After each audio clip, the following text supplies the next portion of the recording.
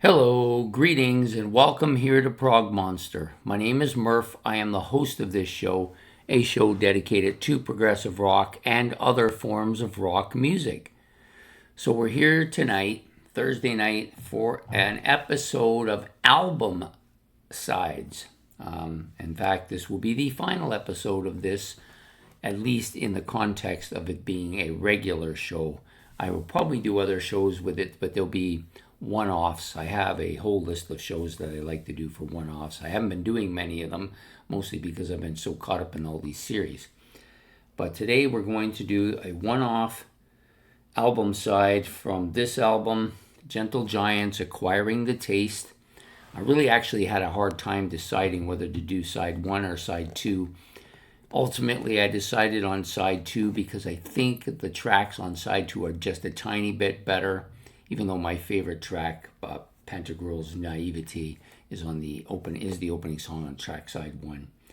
But I do like all these songs quite a bit. So it starts off. So normally what we do here is I'm going to talk about a near perfect album side.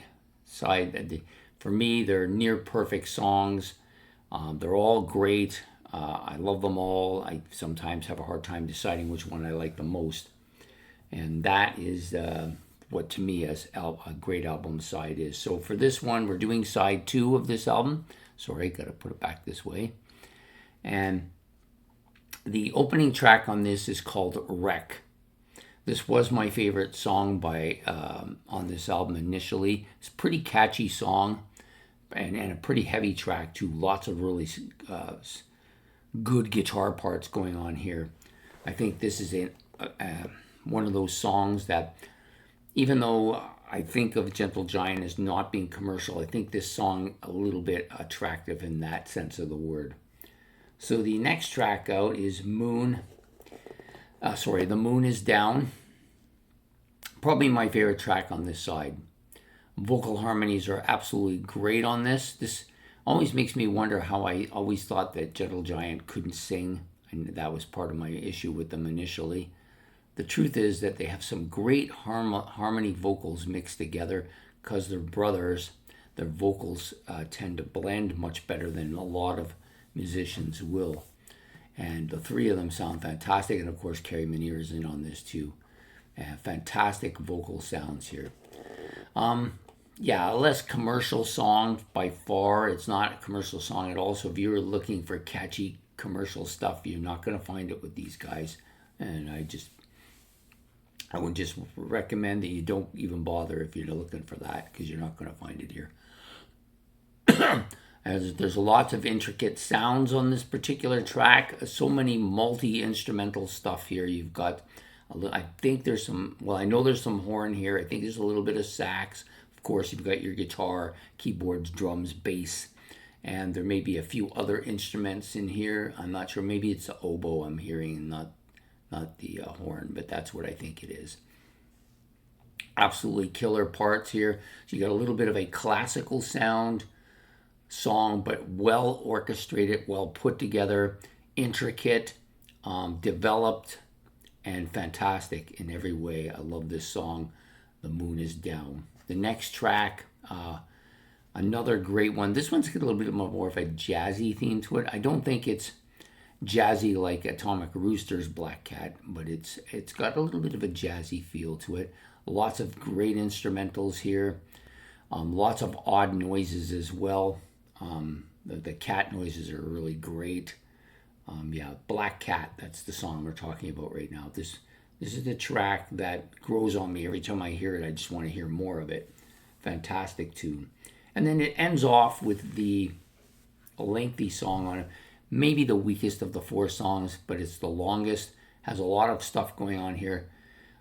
Some really strong guitar on this. All kinds of different guitar sounds going on here.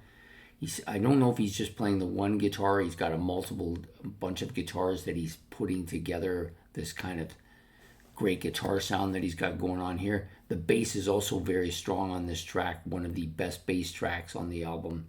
And Ray Shulman is a fantastic bass player. I love him. And you're getting a lot of that combination going on here. This is, of course, the longest track. The vocals are also great. You got some intricate vocals, as you do on all the tracks. They all like to sing. They all have abilities to make that harmony stuff go on. Just really good stuff. I highly, if you are liking progressive sound and you want intricate music and you haven't listened to Gentle Giant, you gotta give these guys a chance. It may take a little bit of listening to get into it, but it's well worth it. This album took me a while. It was in my playlist for almost 5 months before I really started to like it. And then it was in my playlist for another 7 months after that. So it was in there for over a year. It's the longest, maybe the longest album ever to be on my playlist. And I still love it. I could still listen to it all the time. But part of the reason I pulled it is I didn't want it to get burned out. Yeah, just such a great album.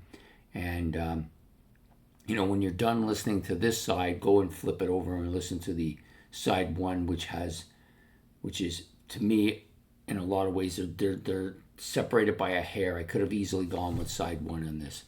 So there you have it. Gentle Giant, Acquiring the Taste. I know it looks a little funny from this view. Yeah, you don't even want to know what we're talking about here. And this is the actual real way it looks. It's an apple, not what you might think. Anyways, great album. Can't recommend it enough.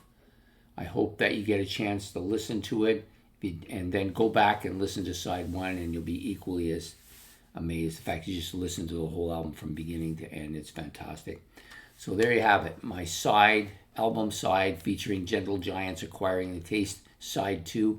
I hope you've enjoyed this episode of album sides.